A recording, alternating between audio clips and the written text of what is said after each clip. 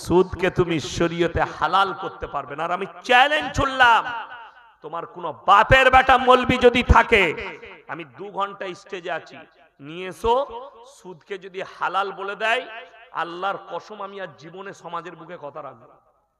Challenge দিলাম, নিয়ে এসো, কোন বাপের বেটা মৌলবি বলবে, তার এই শ্বাস নালীটা ধরে উপড়ে দেবো। এইখানে আমি বর্ধমান থেকে এসে এত বড় কথা বললাম, সেই মৌলবীর শ্বাস নালীটা উপড়ে দেবো হালাল করতে গেলে, যেহেতু আমার আল্লাহ ডাইরেক্ট কোরআনে হারাম বলেছে। এর উপর আর কোন মৌলবীর ফতোয়া চলবে? কোন পীরের ফতোয়া চলবে? কোন মুহাদ্দিসের ফতোয়া চলবে? চলবে না, কেউ বলবেও না। ইমানদারির সঙ্গে বলুন, মুসলমান সুদ খাচ্ছে, এর পাপগুলো বলে দিই। নাম্বার 1, যারা হারাম জানার পরে সুদ খেলো, এ যেন আল্লাহর সঙ্গে ডাইরেক্ট যুদ্ধ ঘোষণা করে দিবে। আচ্ছা, যে লোকটা আল্লাহর সঙ্গে যুদ্ধ ঘোষণা করবে, এই লোক আর মুমিন থাকতে পারে? পারে না। নাম্বার 1, এটা চলে গেল আল্লাহর কথা। নবীজি সাল্লাল্লাহু আলাইহি সাল্লামের হাদিস, আমরা মুহাম্মদ সাল্লাল্লাহু আলাইহি সাল্লামকে ভালোবাসি তো ইনশাআল্লাহ? যদি ভালোবাসেন, দেখুন ভালোবাসার নমুনাটা কি বলে দিই। আপনি আমি কেউ আল্লাহকে দেখেছি? দেখিনি, কিন্তু আল্লাহর জন্য আমাদের জান হাজির, ঠিক কি না? আচ্ছা, নবী মুহাম্মদ সাল্লাল্লাহু আলাইহি সাল্লামকে কেউ দেখেছি? আমরা দেখিনি। আমাদের ঈমান, আমাদের বিশ্বাস মুহাম্মদ সাল্লাল্লাহু আলাইহি সাল্লাম এবং তিনার আদর্শ, তিনার ভাষার উপর, ঠিক কি না? তিনি যেগুলো বলেছেন করতে, আমরা সেগুলো করব। নবী মুহাম্মদ সাল্লাল্লাহু আলাইহি সাল্লাম বললেন, কোন ব্যক্তি যদি হারাম জানার পরে সুদ খায়, সুদের কারবার করে, তার লেনদেন করে, তার দালালি করে, তার সমস্ত কিছু কারবারে যারা মিশে থাকবে, সর্বনিম্ন স্তরের পাপ নিজের জন্মদাতা মায়ের সঙ্গে জিনা করার সমান পাপ। জোরে বলুন নাউজুবিল্লাহ। এখন এত জলসা, এত মাদ্রাসা, আমার বাড়ির কাছে ইজতেমা হলো পুইনান, হুগলিতে। আমার বাড়ি থেকে 70 কিলোমিটার হবে, হাই রোডের উপরে ইজতেমা হয়েছিল। শুনেছেন না শুনেন? গেছেন। জলসা দুয়ার আগের রাতে 2 কোটির কাছাকাছি মানুষ ঢুকে গেছে, চারিদিকে ঢুকতে পারে না। একজন 30 কিলোমিটার 40 কিলোমিটার দূর থেকে দোয়া করেছে। এমনও হয়েছে অনেক দূর থেকে দোয়া করেছে, মানুষ ঢুকতে পারেনি সেই জায়গায়। যাই হোক, আপনি গেলেন ইজতেমায়, দোয়া কবুল হবে, কেনে কেনে দোয়া করুন, কবুল করুন। ইজতেমায় গিয়ে দোয়া করছে, আর ওর বউ হচ্ছে গ্রুপ লোনের হেড। কথা বুঝতে পেরেছেন না? পারেন ফার্স্ট কাতার। আচ্ছা, আপনাদের এলাকায় মনে হয় গ্রুপ লোন, বন্ধন লোন নাই? বাড়ি বাড়ি বেঈমান কাফেররা কতটা কামিয়াবি লাভ করেছে বুঝতে পেরেছেন? আমরা জলসা করছি, এত মাদ্রাসা, এত আলেম উলামা, দাওয়াত ও তাবলীগ, তারপরও আমরা নাকাম। আর বেঈমান কাফেররা তাদের মিশনে কামিয়াবি লাভ করেছে, সে আপনার বাড়িতে সুদ ঢুকিয়ে দিয়েছে। এখন কোন যদি বাপের বেটা মৌলবি থাকে, মুফতি থাকে, স্টেজে নিয়ে আসুন, ভাই ক্যামেরা বলে দিবে গ্রুপ লোন, বন্ধন লোন জায়েজ আছে শরীয়তে। আমি আসিন এক্ষুনি তাকে 1 লক্ষ টাকা দিয়ে নেমে যাব। চ্যালেঞ্জ। ভাই আমি তাকবীর দেব, আপনারা এগিয়ে চলে আসুন তো। নারায়ে তাকবীর। এগিয়ে আসুন, এগিয়ে আসুন। এই যে সামনে উঠে আসুন না ভাই, উঠে আসুন না, উঠে আসুন, জায়গা পাচ্ছেন না, উঠে আসুন।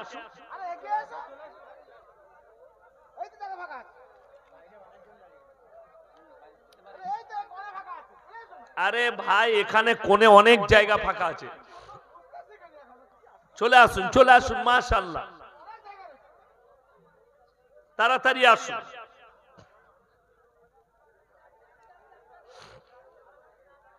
মাশাআল্লাহ ভাই, শীতের রাত্রি জমে বসে যান, জমে বসুন। মাশাআল্লাহ, সামনের জায়গাগুলো পূরণ করলেই তাইলেই হবে। যাই হোক আমার বন্ধুগণ, আমার ভাই, ইমানদারির সঙ্গে বলছি, বেঈমান কাফেররা কামিয়াবি লাভ করলো।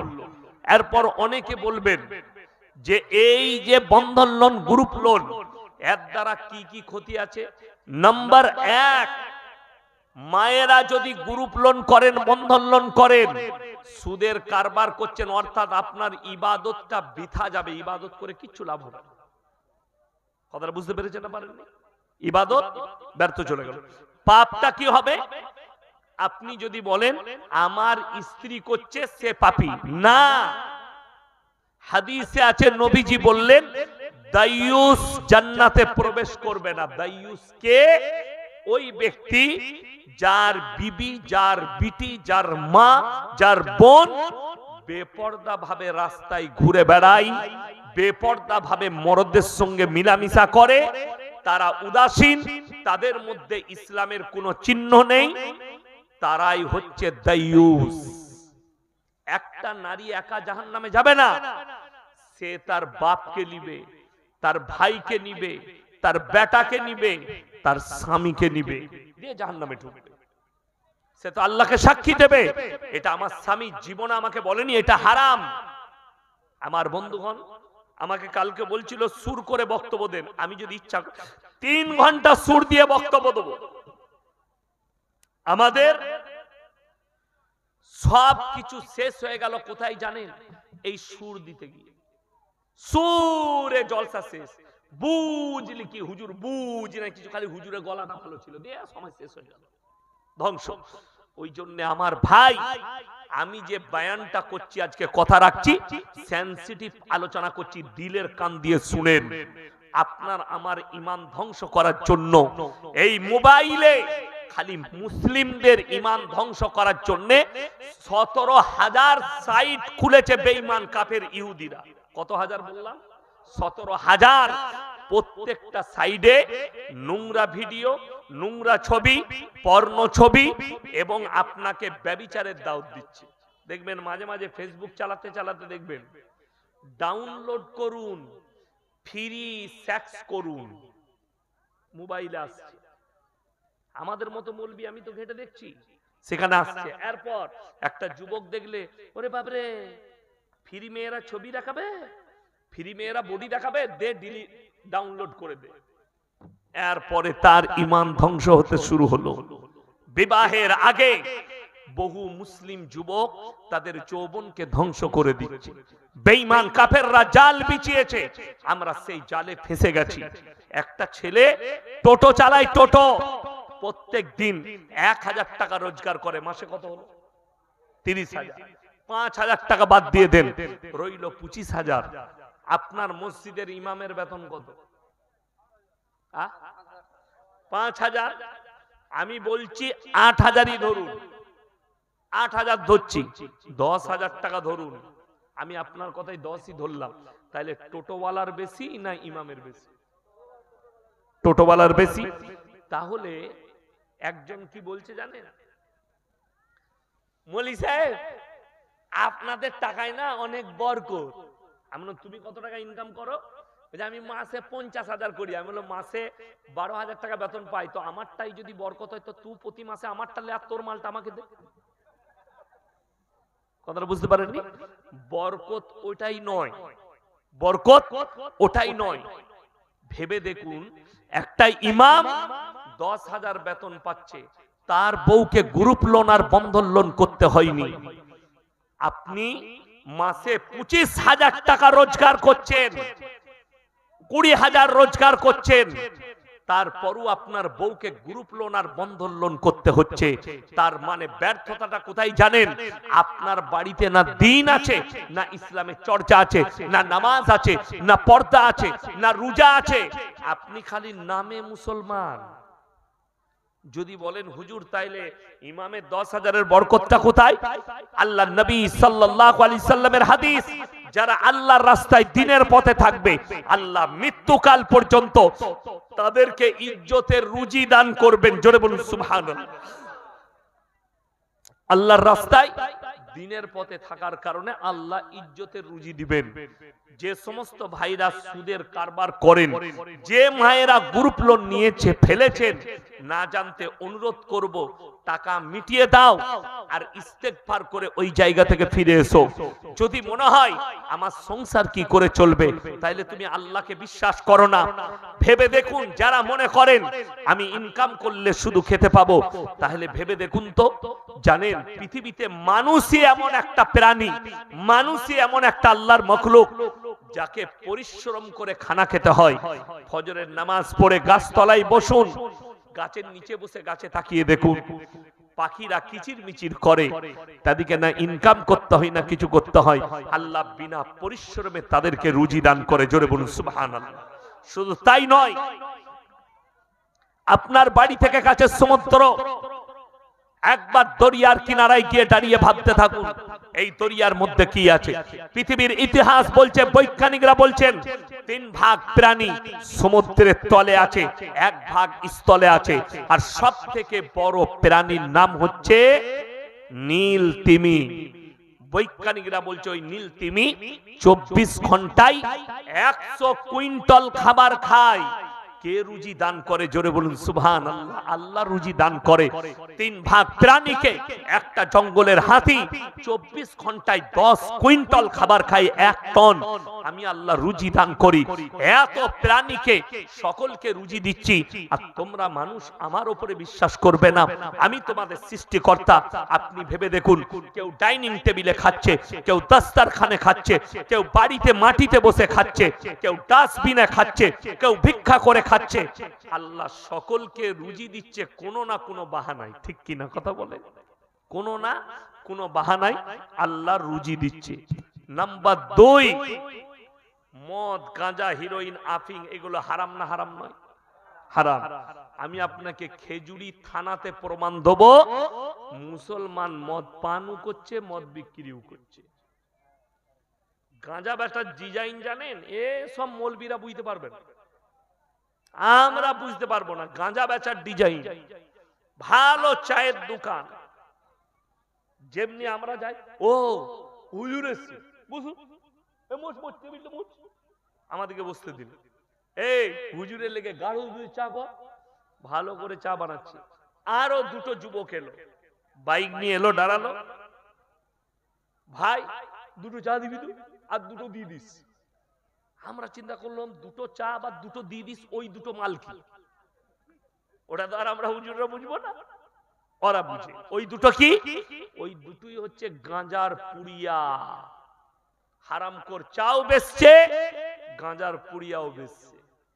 ই আবার জুম্মার দিনে আতর লাগিয়ে ফাঁস কাতারে নামাজ পড়ে। বললেই আমি খারাপ মৌলবি, গালি দিবেন, দেন, অসুবিধা কিচ্ছু নাই, হক আপনাকে শুনতে হবে। লটারির টিকিট হারাম না হালাল? আপনি মেদিনীপুরে কোন বাজারটা নিবেন নাম করুন, সেই বাজারে আমি দেখিয়ে দেব মুসলমান ছেলে লটারি বিক্রিও করছে, মুসলমান লটারি কাটছে। ঠিক বললাম না ভুল বললাম? তাহলে হারাম জানার পরে এই মুসলমান যুবক কি করে লটারির টিকিট কাটতে পারে? হাইরে মুসলমান, হারাম। অথচ এই লোক মসজিদে এসে নামাজও পড়ছে জুম্মার দিনে আতর লাগিয়ে, কোনো অসুবিধা নাই। গ্রামের লোক তার সমালোচনা করে না, তাকে বাধা দেয় না, তাকে কিছুই বলে না। সব দায়ী ইমামের আর মৌলবীদের। আর আমি বলে যাচ্ছি 24 ঘন্টার ভেতরে সুদ বন্ধ হয়ে যাবে, সুদের কারবারি বন্ধ হয়ে যাবে, গাঁজা বন্ধ হয়ে যাবে, মদ বেচা বন্ধ হয়ে যাবে, মদ খাওয়া বন্ধ হয়ে যাবে, আপনার লটারি বন্ধ হয়ে যাবে। যদি বলেন কি করে হুজুর? একটাই কারণ, বন্ধ হওয়ার একটাই রাস্তা। গ্রামের যে লোকটা লটারির টিকিট বেচে, তার জন্য মসজিদের মতোয়াল্লি, গ্রামের মানুষ মসজিদে মিটিং ডেকে বলবে, তাকে ডাকবে, হয় হারাম ব্যবসা ছাড়ো, তা না হলে তোমাকে সমাজে আমরা মিশতে নেব না। না মসজিদে তোমার চাঁদা নেওয়া হবে, না কোনো সুযোগ সুবিধা তুমি মসজিদ থেকে পাবে। ওর বাপ পর্যন্ত লটারি ছাড়বে। কিন্তু উপায় নাই, আমাদের দেশে তো জান্নাতে যাবার লাইন বার করেছি, দারুণ লাইনগুলো। কতগুলো জানেন?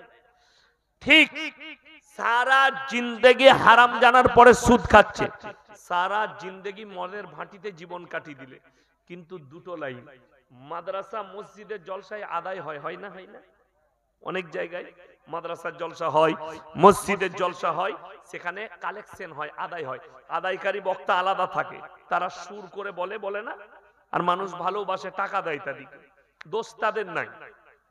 এখন আমি বললাম, বাবা আল্লাহর রাস্তায় মসজিদে কে কি দান করবে বলো? একজন সুদখোর দেখলে হুজুর জান্নাতে দিচ্ছে, এসে 2000 দিয়ে দিলে, আমি তো আর তাকে চিনি না, আর হুজুর আহারে বান্দারে কোথায় বসেছিল আর ছিল কিনা ছিল 2000 দিল, দিয়ে তাকে জান্নাতে ভরে দেবে। সে দেখলে এত ভালো জান্নাত আর কোন হুজুর দিবে আমাকে? সে আর সুদ ছাড়ে? সে তো দেখছে হুজুর আমাকে জান্নাতে ভরিয়ে দিল। তো হুজুরকে বলেছিস যে আমি সুদের পয়সা দিলাম, সুদের কারবারি বলে তো একবার দেখতিস? যত আমাকে গাল দিবে দাও, ও পরোয়া নাই আমার।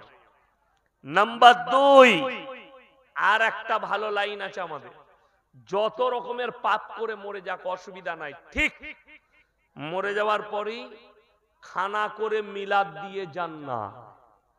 মিলাদ হয় না? হয় না? কথা বলে না, আপনাদের দিকে মিলাদ হয় না? হয়। হুজুরকে ডেকে এখন আমাকে দাওয়াত দিলেন, একজন পাক্কা সুদখোর মারা গেছে, সে সুদ ছাড়া কিছুই বুঝতো না। তার বেটা আমাকে ফোন করলে, হুজুর ইয়াসিন ভাই আপনাকে খুব ভালোবাসি, তো আমার বাপ মারা গেছে, একটু মিলাদ করে যাবেন? যাবো, অসুবিধা নাই। 10,000 টাকা, দেশি মুরগি, পরোটা, ভুনা, কিমা চালিয়ে দিলাম এসে। এরপরে দোয়া স্টার্ট, আমাকে চাচা দাওয়াত দিয়েছে, আল্লাহ তুমি চাচাকে জান্নাতবাসী করো, আল্লাহ চাচার কবরের দিকে জান্নাতুল ফিরদাউস দাও। দিয়ে ঘর চলে যাব। পাড়ার একজন চাচা নামাজি, সে আমাকে আটকালো, হুজুর কানে কানে কথা আছে। কি হলো বাপ? বলছে আপনি যাকে জান্নাতে বললেন মালটা পাকা সুদ করছিলাম না। তোবা তোবা, আমি তো কিছুই জানি না। অনেক চুনার ব্রেনে আঘাত লাগবে, বুকেতে আঘাত লাগবে। হুজুর জিন্দেগি ভর হারাম জানার পরে সুদ খেয়ে মারা গেল, তার লেগে কি দোয়া করা যাবে না? তার লেগে কি তাকে কি জান্নাতে ভরা যাবে না? আমি বলবো না, আর আমি বাপ দাদুর গল্পও বলবো না জলসায়। আপনাদিকে যার দলিল দেবো, কোন বাপের বেটা মৌলবি কাটতে পারবে না। এই দলিলটা ইমানদারির সঙ্গে বুকে হাত রেখে বলুন তো, নবীজি সাল্লাল্লাহু আলাইহি ওয়াসাল্লামের থেকে দুনিয়াতে দামি লোক পৃথিবীতে আর কেউ আছে? কিয়ামত পর্যন্ত কেউ আসবে? আসবে না। আল্লাহ রাসূল সাল্লাল্লাহু আলাইহি সাল্লামের কাছে খবর এলো, হাদিসে আছে, কি খবর এলো? আপনার চাচা যান মৃত্যুর শয্যায়, মারা যাবে, অসুস্থ। ধরলেন, হে আমার চাচা, আমি তোমার ভাইপো মুহাম্মদ, তুমি একবার খালি কলমাটা পড়ে লাও, আমি আল্লাহর কাছে তোমার জন্য কেঁদে কেঁদে ক্ষমা চেয়ে নেব। নবীজি আফার দিলেন চাচাকে, খালি কলমাটা পড়ে লাও। নবীজি চাচার উত্তর এলো, হে আমার ভাইপো, আমি যদি বার্ধক্যে কলমা পড়ি, লোকে বলবে মৃত্যু ভয়ে কলমা পড়েছে, তাই আমি কলমা পড়তে পারবো না। আমার আল্লাহ তাআলা রাসূল সাল্লাল্লাহু আলাইহি ওয়াসাল্লামের কাছে আয়াত পাঠিয়েছেন, জিবরিল আমিনকে পাঠালেন, ইন্নাকা লা তাহদি মান আহবাবতা ওয়ালাকিন্নাল্লাহা ইয়াহদি মান ইয়াশা। হে আমার নবী, হিদায়াতের মালিক সকলে বলুন কে? আল্লাহ। আমার ইচ্ছা নেই তোমার চাচা কলমা পড়তে পারবে না। নবীজি সাল্লাল্লাহু আলাইহি সাল্লামের চাচা যান চলে গেলেন, দুনিয়া ছাড়লেন। আল্লাহর নবী আল্লাহর কাছে কাঁদতে লাগলেন, ওগো আল্লাহ, তুমি আমাকে যতদিন না নিষেধ করবে, আমি আমার চাচার জন্য কেঁদে কেঁদে ক্ষমা চাইবো। নবীজি ক্ষমা চাইছেন আপন চাচার জন্য। আল্লাহ তাআলা আবার জিবরিল আমিনকে পাঠালেন, মা কানা লিন নবী ওয়াল্লাযিনা আমানু আন ইস্তাগফিরু লিল মুশরিকিন ওয়ালাউ কানু উলি কুরবা। হে আমার নবী, যারা মুশরিক হয়ে বেঈমান কাফের বদ্দিন হয়ে মারা গেছে, তাদের জন্য দোয়া করতে পাবে না, যদিও সে তোমাদের নিকটতম আত্মীয় হয়। নবীজি দোয়া বন্ধ, আল্লাহ নিষেধ করলেন চাচার জন্য দোয়া করা যাবে না। মুশরিক হয়ে বেঈমান কাফের আর বদ্দিন হয়ে মারা গেছে। ইয়াসিন কোন ক্ষেতের মুলি? তোমার বাপ জেনে শুনে হারামের উপরে জীবন কাটিয়েছে, সুদ খেয়েছে। আল্লাহর কোরআনে আছে যারা সুদ খেলো তারা যেন আল্লাহর সঙ্গে যুদ্ধ ঘোষণা করে দিল। তোমার বাপ জিন্দগি ভর আল্লাহ কোরআনকে অস্বীকার করেছে, রাসূলের আদর্শকে অস্বীকার করেছে। সেই ব্যক্তি জানাজা কি করে হতে পারে? কেমন করে হবে? আমার বন্ধুগণ, দুঃখটা আমাদেরকে আলেমদিকে কখন লাগে জানেন? রাতের বেলায় বাড়ি যাচ্ছি, খবর এলো অমুকের ছেলে অ্যাক্সিডেন্ট হয়ে মারা গেছে, কোলাঘাটে অ্যাক্সিডেন্ট হয়েছে হাইওয়ের উপরে। সকালবেলায় তার বাড়িতে গিয়ে বসলাম, পাড়ার একটা ছেলেকে জিজ্ঞেস করছি, বাবা কি করে মরে গেল বাপ? বলে হুজুর দুঃখের কি বলবো, ছেলেটা লরি চালাতো, ট্রাক, প্রত্যেক দিন 1 বোতল মদ খেত, কালকে 3 বোতল খেয়ে চালিয়েছে, অ্যাক্সিডেন্ট হয়ে মারা গেছে। দোয়াটা আপনারা শিখিয়ে দেন, আমি জানি না। আপনারা দোয়াটা শিখান এই ব্যক্তির জন্য। কি দোয়াটা করব, কেমন দোয়া করব যে সেই লোকটা জান্নাতে যাবে? জীবনে সে মসজিদের মুখটা দেখেনি, পশ্চিম দিক কোনটা দেখেনি। অথচ আমার কাছে খবর এলো যে আপনার অমুক আত্মীয় মারা গেছে বাড়িতে। এমন তার জানাজা তো আমি পড়বো না। বলে কেন? আমরা এটা আমি এখান থেকে বুঝাতে পারবো না, বাড়িতে গিয়ে বুঝাবো। আমি বাড়িতে গিয়ে বললাম বাড়িওয়ালিকে, যে লোকটা মারা গেছে তার জানাজার নামাজ যদি আমার কাছে ফতোয়া নেয়, তার জানাজাও পড়া যাবে না, তাকে কবরস্থানে দাফন করা যাবে না। বলে কেন? আমরা নাম্বার 1, সে আমাদের মতো মৌলভী আর মাদ্রাসার তালবিলিম দিকে দেখলে বলতো এরা অন্ধ স্কুলে পড়ে, অন্ধ কিতাব পড়ে। নাম্বার 2, এরাই সুদকে হারাম করেছে, ও কোরআন ফোরান মানি না, এটাই বেশি প্রফেট আছে, ওই জন্য আমি সুদ খাবো, আমার যা পারে করে নিবে। এটা ছিল তার ভাষা। নাম্বার 2, আরো মারাত্মক ডেঞ্জার পাপ, মসজিদ থেকে 30 মিটারের মাথায় গাঁজার আসর বসাত। লোক দিকে দিয়ে গাঁজা খেত, অথচ মসজিদ 30 মিটারের মাথায়, আজান হচ্ছে শুনছে, হারামখোর গাঁজা খাচ্ছে। এবং মুসল্লিরা ইস্তেগফার পড়তে পড়তে পেরিয়ে যেত তার পাশ দিয়ে। কিন্তু সে গায়ের বল ছিল, লাঠির জোর ছিল, কে কি বলবে? কেউ কিছু বলতে পারতো না, ওই জন্য গায়ের জোর। আমার বন্ধুগণ, ওই লোকের জানাজায় ইয়াসিন পড়বে হারগিজ নয়। মাসলা শুনে যান। 6 মাস আগে আমার বর্তমানে ঘটেছিল, 6 থেকে 7 মাস আগে একজন মুসলিমদের মেয়ে, ভালো শিক্ষিত মেয়ে, পড়ালেখা মেয়ে, একটা অমুসলিম ছেলেকে বিয়ে করেছে 1 বছর আগে। এবং সে লাইভে এসে বলেছে যে আমি আমার ইচ্ছা মতো বিয়ে করেছি। সে তার ইচ্ছা, সে করতে পারে, কোথায় কে বিয়ে করবে এটাতে আমার কোনো আপত্তি নেই। যে যেখানে মন বিয়ে করুক, যে যে ধর্মে পারবে যাক, আমার আপত্তি নেই। আপত্তিটা ওই জায়গায়, এই মেয়েটা মারা গেল সেই বাড়িতে। কোথায়? ওই বাড়িতে মারা গেল মুশরিক হওয়ার পর। ভাই পেছনে বাচ্চাগুলো চিল্লাচ্ছে, তারাও তো। আমার বন্ধুগণ, আমার ভাই, মাসলা দাঁড়িয়ে গেল তার জানাজার নামাজ হবে কিনা। কোন কারণবশত মারা গেছে, তার লাশ এলো মায়ের বাড়িতে, তার জানাজা হবে। এখন আমাদের দেশে মৌলবীরও কোয়ালিটি আছে, আছে না? আছে। এখন কিছু মৌলবী আছে, তাদেরকে জিলাপি দিলে সবাই কি জান্নাতে ভরে দিবে। আমি তাদের নাম রেখেছি জিলাপি হুজুর, গুটকা খোর।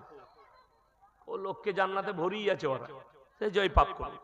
জানাজা নামাজ পড়িয়ে দিয়েছে। আমার কাছে এক বন্ধু ফোন করলো, হুজুর এক জানাজা পড়া যাবে? আমি কিন্তু পড়িনি। আমি বললাম হারগিজ পড়া যাবে না। জানাজা পড়া তো অনেক দূরের কথা, তাকে কবরস্থানে দাফন করা যাবে না। হাদিস শুনেলেন, দাফন হবে মুমিনদের। দাফন আর কাফন মুমিনদের হয়। এমনকি মুসলিমের ঘরে, সে মৌলবীর বেটা হোক, হাজী সাহেবের বেটা হোক, পীরের বেটা হোক, সে যদি নাস্তিক হয় আর এটা যদি প্রকাশ পেয়ে যায়, না তার জানাজা পড়া যাবে, না তাকে কবরস্থানে দাফন করা যাবে। যদি বলেন কি করব, তোমার বাপতি জায়গা থাকলে পুঁতে দিবে, সেটা সারের কাজে লাগবে, শরীয়তের কোনো কাজে লাগবে না। এটা হচ্ছে ইসলাম।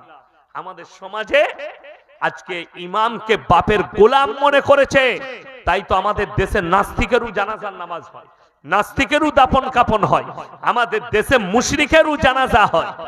মুশরিক মানে বুঝতে পারলেন, ধর্ম ত্যাগ করে দিয়েছে, এই ব্যক্তির জানাজা নামাজ কি করে হবে? তসলিমা নাসরিন এ যদি মারা যায়, কোন মৌলবি জেনে শুনে যদি এর জানাজার নামাজ পড়ে, এই মৌলবি কিয়ামতের দিনে জান্নাতে যাবে নাকি সন্দেহ দাঁড়িয়ে যাবে। কথাটা বুঝতে পারেননি আমার? কেন?